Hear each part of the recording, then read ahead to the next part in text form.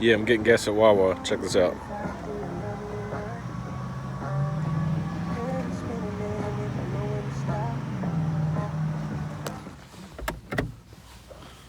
So yeah, story time. Uh, Company I worked at years ago, like, I guess 13 to maybe 10 years ago. The work truck they gave me was a Mercedes Sprinter van, a small one, diesel. And I went to BP, and I wasn't paying attention. And there, the pump handle colors are backwards from everywhere else, at least in the U.S. Like what I just recorded at Wawa, diesel pumps green, gas pumps black.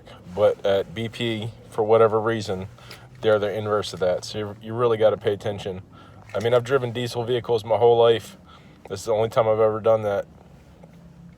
I was about empty, thankfully, and I had the pump going, and I look up at the numbers scrolling on the pump, and I'm like, huh, that's kind of cheap for diesel at the time. This was like 2012 or whatever, but I was just like, and then I was like, oh no.